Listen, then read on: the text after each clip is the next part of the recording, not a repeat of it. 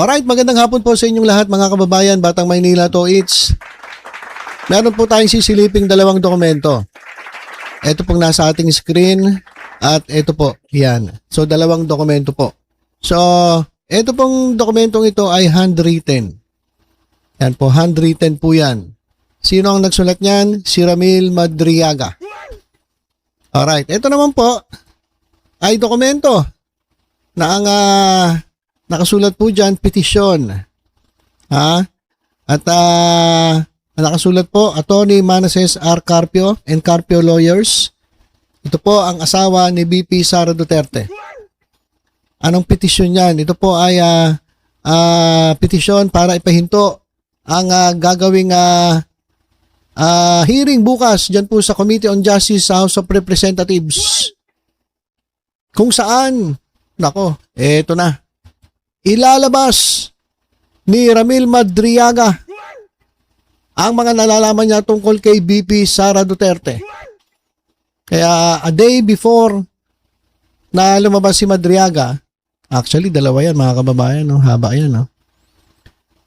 Handwritten, pero ginawan po yan ng ayan, isinulat na sa, tinype na para mas malinaw. Kasi medyo hindi maintindihan yung salita ni Ramil. So, isinulat po yan dyan sa English. At ang gagawin ko mga kababayan para mas lalo natin maintindihan ay itatranslate ko po yan sa Tagalog. Okay, so ito mga kababayan bago po ilabas at bago maumpisahan ang paghahanap po ng probable cause dyan po sa mga impeachment complaint lamang kay Sara Duterte, naglabas po etong si pumunta po etong si Attorney Mans Carpio, asawa po ni Vice President Sara Duterte sa Quezon City Regional Trial Court. At hiniling niya na mag-issue ng 72-hour o 20-day temporary restraining order against the subpoena released by the House Committee on Justice. Ayan po mga kababayan. Attorney Manases Carpio versus Congressman Faustino Boji de Guzman ED, Congressman Jerbil Luistro, Attorney Charlito Martin Mendoza. Ayan mga kababayan, yan po yung petisyon. Bakit ba kayo takot na takot? Ako nagtataka lang ako. Gusto ko lang magtanong, bakit takot na takot kayo na matuloy ang proceeding diyan? Hindi pa naman yan impeachment trial eh. Actually, hindi po impeachment trial. Ang gagawin lang po nila ay sila po ay mag-usap-usap, magdidiskusyon at titingnan yung mga grounds for impeachment kung meron nga po bang probable cause para ito pong complaint kay Sara Duterte ay matransmit sa Senado. Napakahaba po na itong prosesong ito na ginagawa ng House Committee on Justice. Ito po yung yung sinasabi nilang due process. Di ba sabi ni Sara Duterte, kinakailangan may due process, humihingi kami ng due process. Ito na nga po yung due process eh. Pagkahaba-haba na nga po yan eh. Dumaan po sa proseso lahat. Tiningnan yung reklamo kung ito po ay sufficient in form. Tiningnan kung ito ay sufficient in substance. Pati yung grounds for impeachment, tiningnan din nila kung may sufficiency. Lahat po ay pumasa. At ngayon, ang gagawin na ng House Committee on Justice, titingnan nila kung merong probable cause. Hindi yung dinerecho agad sa Senado, hindi po ganun eh, napakahaba ng proseso. So, nabigyan po itong kampo ni Sara Duterte ng due process. Pero ang ginawa ni Sara Duterte, yung kasamahan niyang mga abogado, lumapit po sa Korte Suprema. Ang gusto nila mangyari, hindi naman pala due process. Ang gusto nila, do not process. Kasi gusto nila ipahinto. Ang gagawing hearing sa April 14, bukas na po yan, mga kababayan. At dahil nga po hindi nagbigay ng temporary restraining order ang Korte Suprema, lumalapit ngayon, eto si Carpio, asawa ni Duterte, Sara Duterte, diyan naman po sa Regional Trial Court. Pero nga ako nabasa kung yung Supreme Court nga, hindi nagbigay ng TRO yung pa kayang RTC, mas mataas ang Supreme Court kaysa sa RTC. Tingnan natin, malay ninyo. Pero nagbigay na nga yung Supreme Court ng hindi na nga po nagbigay ng TRO, tapos itong RTC, magugulat tayo, bigla magbibigay ng TRO, anak ng teteng yan, nilokohan na yan, di ba? Parang may mali na. So yan mga kababayan Ngayon ito, bakit ba kayo natatakot? Bakit kayo natatakot? Yung kampo ni Sara Duterte, bakit kayo natatakot? Ha? Eto mga kababayan, natatakot sila rito. Ito ay isa lamang na pasabog na manggagaling kay Ramil Madriaga. Okay? So basahin natin. Basahin natin. Naintindihan nyo ba? medyo malabo, hindi natin maintindihan kasi nga parang sulat doktor ata ito si Ramil Madriaga kung engineer to, maganda sana yung sulat. Pero nababasa naman, pero pakabuti tayo ng siyam-siyam kapag ito ay inisa-isa natin. So ang titingnan natin ay itong yan. Ayan po mga kababayan. Tinipe na ni Pebbles sa nakira. Tinipe na po sa computer para maintindihan natin. Ano ba ito? Basahin muna natin itong sinulat ni Pebbles, mga kababayan. Sabi niya, naalala niyo yung pahabol ko na post kagabi sa 2021 pa lang, planado na nila pabagsakin si PBBM? Dinabas ko ito ngayon dahil nagsalita na si Baste na ulo ni PBBM ang kailangan nila. Sa aking mga kababayan, goosebumps ako habang ginagawa ko itong post na ito. Kahit hindi maayos ang pakita sa akin ng ibang tao na malapit sa presidente ay hindi ko siya tatalikuran. Sa pagsasalita ni Baste ay binigyan na ako ng sinyalis na ilalabas ang totoong plano sa pagpapabagsak kay PBBM. Mga kababayan ko, nais nyo ba na hindi tayo umangat at tuloy ang maging tuta ng China at ng mga Duterte? Hindi na ito usapan na kung anong kulay ka, kundi ang kinabukasan ng inyong mga pamilya, lalo na ng inyong mga anak. Nagsalita na si Caramil Madriaga at sa binatawang salita ni Baste ay inatasan na akong ilabas ang planong pagpapabagsak sa presidente. Alam ko na pumapasok sa isip niyo, bakit minsan advance ako? Spy ba ako? Hindi po, ako ay isang normal na tao lang na tagahatid ng nais ipaabot sa akin ng mga taong suportado ang Pangulo ng Pilipinas. Mahal na Pangulo Bongbong Marcos, oras na para gumalaw ka at ilabas ang iyong tapang. Maraming susuporta sa inyo, lalo na ang taong bayan. Ang kanilang plano ay hindi para sa bansa kundi para sa kanilang sarili lamang. Nung sumulat ako sa iyo, sinabi ko na huwag mo kaming iiwanan sa Duterte. Sana ay tuparin mo ang iyong pangako. Walang iwanan. Okay. Ayan po. Ayan po yung nasa ating screen. Dito po sa baba yung sulat kamay at ito po yung sinulat sa computer. Tinay po sa computer. Ito rin po laman yan. Okay. Pero mga kababayan, ayan tinagalog ko po yan para mas lalo nating maintindihan. Pero kung ayaw niyo po ng Tagalog, basahin po ninyo yung nakasulat dyan. Okay? Ang estratehikong pag-upo sa pwesto ni VP Sara Duterte. The strategic assumption of VP Sara Duterte. Okay. Sundan niyo po ako habang binabasa niyo yung English, babasahin ko naman po sa Tagalog. Nagsimula ang lahat noong 2021 nang bumisita si BBM kasama si Senador Amy Marcos kay FP-RRD. Nagkaroon sila ng serye ng pag-uusap tungkol sa halalan 2022. Nakumbinsi ni BBM si FP-RRD na si Sara ang maging kanyang vice-presidente at hindi tumakbo bilang Pangulo.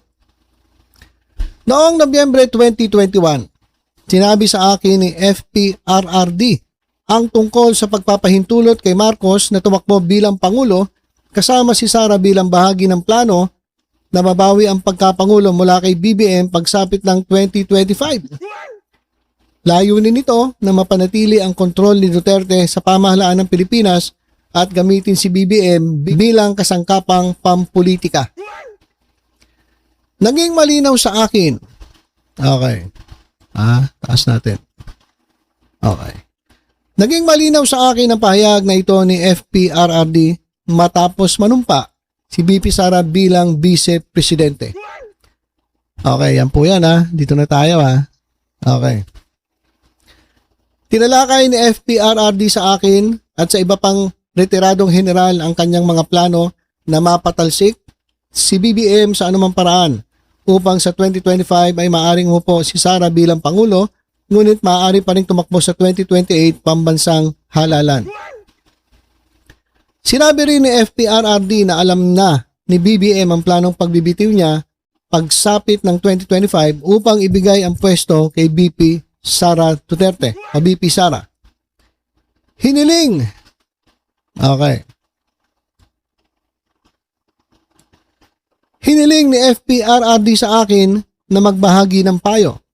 Ang payo ko ay gumawa ng hiwalay na unit ng seguridad para sa opisina ng Vice Presidente, isang security group na hiwalay at independent mula sa PSG. Iminungkahi ko rin ang bagong tayong Camp General Emilio Aguinaldo Training School bilang opisyal na base at punong tanggapan kung saan ako ay nagtuturo ng Strategic Tactical Transport Course. Kaagad na tinawagan ni FPRRD si DND Secretary Delphine Lorenzana upang bumuo ng VP SPG at itinilaga ang CGEA GHQ Training School bilang headquarters nito. Okay. Ito na tayo. Ang estratehiya ay si Sara. Kapag umupo bilang Pangulo na halili kay BBM ay dapat maglingkod ng mas mababa sa 4 na taon upang manatili siyang kwalipikado na tumakbo bilang Pangulo sa 2028. Grabe gahaman, ano? Di talaga gusto yung isang termino lang. Talagang kukunin niya yung kalahati ng termino ni Pangulong Bongbong Marcos pagkatapos tatakbo siya sa 2028 para mahaba yung kanyang termino. Abay, grabe naman sa kasakiman sa kapangyarihan. Kaya hindi tayo nagtataka nung tinanong siya sa sa ng mga bayoteros. Sabi niya 30 years. 30 years ang kailangan ng presidente para mabago ang Pilipinas. Anak ng teteng 30 years. Grabe naman. So dito, sa binabasa natin, yun nga, kukunin ang bahagi ng termino ni Pangulong Bongbong Marcos at pagkatapos sa 2028, muli siyang tatakbo para mas mahaba ang kanyang termino. Okay. Ito, dito na tayo. Bahagi ng plano ang pagsasabotahe sa administrasyon ni BBM sa pamamagitan ng paggamit sa ilan sa kanyang mga tauhan upang magpasimula ng mga isyu ng korupsyon na magreresulta sa kanyang impeachment. Kung sakaling tumanggi si BBM, natuparin ang kasunduan at hindi bumaba sa pwesto, maaaring isaalang-alang ang mga ekstrang hakbang tulad ng impeachment.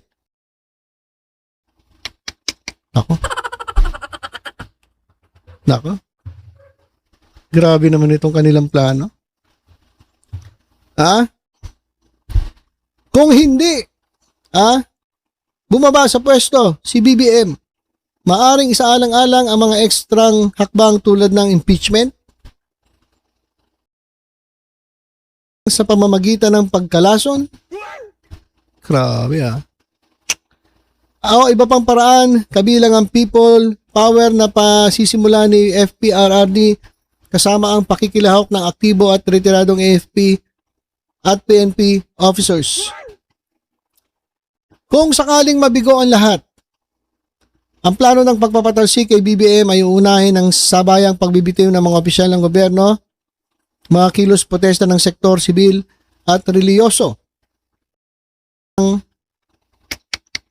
sa mga opisyal ng gobyerno at mga opisyal, civil disobedience at sa huli ay paglusob sa Malacanang Palace ng mga bayarang armadong grupo, kabilang ang mga dating membro ng AFP at PNP, mga tauhan at mga grupong mula sa Mindanao na konektado kay FPRRD.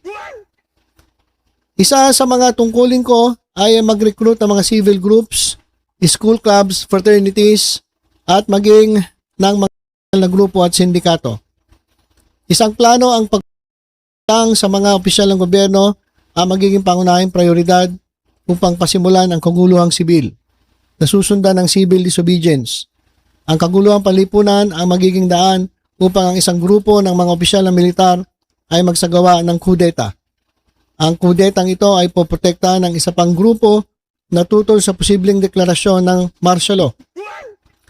Ang Malacanang ay kukubkubin upang gawing walang silbi ang pamumuno ni BBM. Pagkatapos ito, tayin si BBM kung hindi siya mababa sa pwesto at magpapatapon sa sarili sa Estados Unidos. Grabe mga kababayan ha. Eto pala. Sorry hindi ko nalipat. Si VP Sara ay ligtas at nasa Camp Emilio Aguinaldo kung saan nakabase ang kanyang VP SPG at naghihintay na manumpa bilang Pangulo ng Republika ng Pilipinas. Ayan po. Nilagdaan Ramil Madriaga ika-11 ng Abril taong 2026. So eto po yung mga kababayan, plot para maupo si Sara Duterte bilang presidente. Grabe, no? Mga kababayan, Grabe. Ibang klase talaga. Kung ito'y totoo, mga kababayan, nakakatakot po ito. 2021 pa lang, pinagpaplanuhan na nila. Mga kababayan, 2021? Ang election 2022. Di ba? So noon pa man, talagang ganid na sa kapangyarihan itong mga ito. Hindi pa nga sila nauupo. Meron na silang plano para makuha ang pagiging presidente kay BBM. Grabe mga kababayan. So ito, ilalabas ito sigurado sa mga kababayan, ilalabas ito diyan po sa April 14 hearing dyan po sa House Committee on Justice sa House of Representatives. Bukas na po yan. Kaya hilong, talilong etong kampo ni Sara Duterte. At grabe mga kababayan, last minute hindi pa rin tumitigil etong kampo ni Sara Duterte at mismo asawa ni Sara Duterte ang nagpetisyon sa RTC para pahintuin ang mangyayaring hearing bukas na kung saan mukhang lalabas ang baho ni Sara Duterte. Grabe. So kaabang-abang bukas, wag po kayong aalis ng inyong mga tahanan bukas. Hindi, pero lagi may mga pasok, syempre. May mga pasok kayo. Gagawa naman tayo ng mga reaksyon tungkol sa mga mangyayari bukas diyan po sa Committee on Justice hearing po. Diyan po sa House of Representatives. So for the meantime, ito lang po ang ating update. Tingnan natin kung lalabasan ng TRO para mahinto yung hearing bukas o matutuloy ang hearing at makikita nga natin ang paglabas ng mga pahayag na ito ni Mr. Ramil Madriaga. Ayan, pirmado po ni Ramil Madriaga. So ilan po muna mga kababayan, tutok-tutok lang po dito sa Batang Maynila to. It's sa iba pang updates. Ingat po tayong lahat. God bless po.